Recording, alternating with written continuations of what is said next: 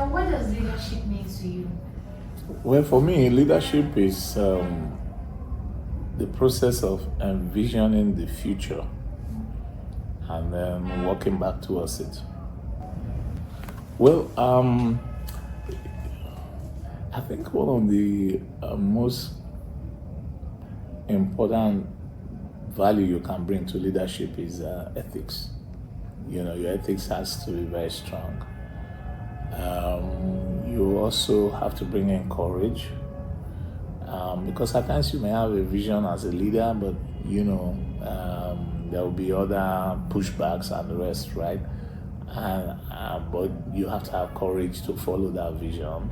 Yeah, many times, at times, your followers are weak, and they think it's not going to succeed. But you have to believe in the vision, and then you follow through, and eventually they catch up.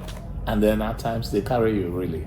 So, but the most important thing is to be a leader. People have to believe in you and to follow you. For them to believe in you, they have to believe that you will not lead them astray. So ethics is really at the bottom of good leadership. Okay, thank you, sir, for that response. Please, can you give us an example of how you reinvented yourself to stay relevant?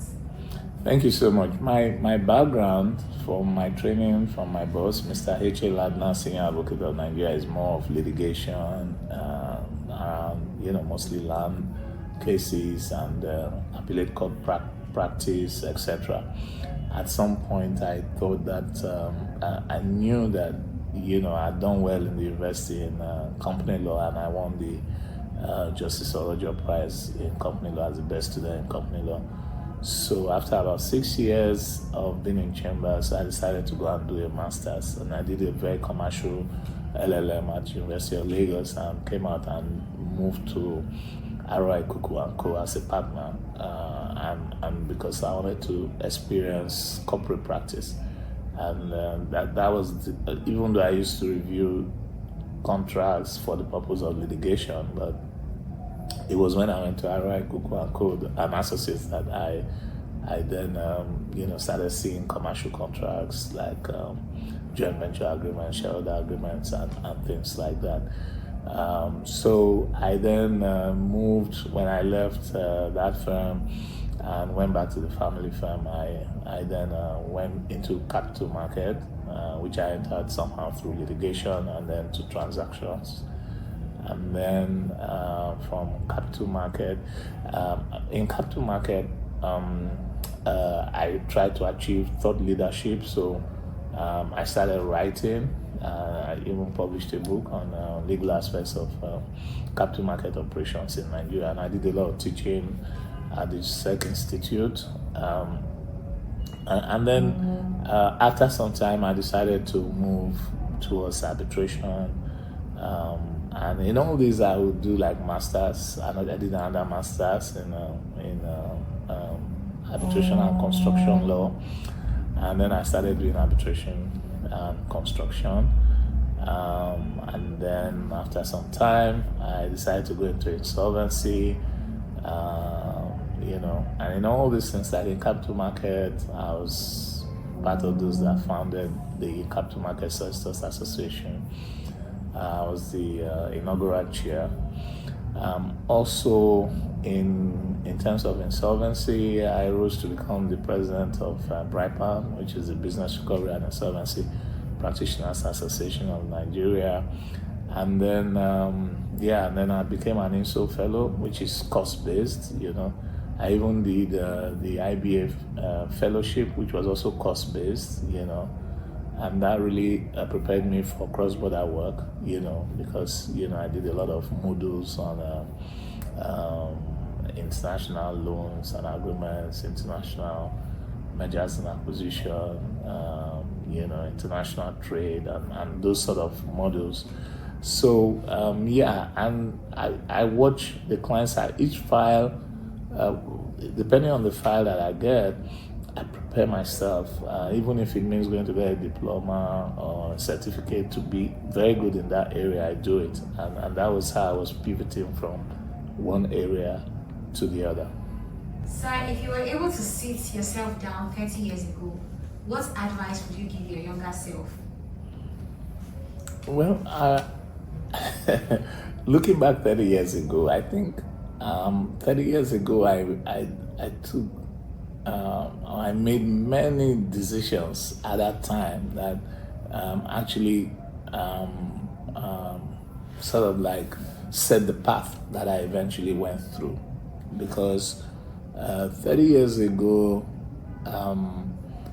there were, there were many options for me. And one of that option was to pursue Senior Advocate of Nigeria. I thought it was a very important instrument that you needed to grow in the profession and to be able to create critical mass, right?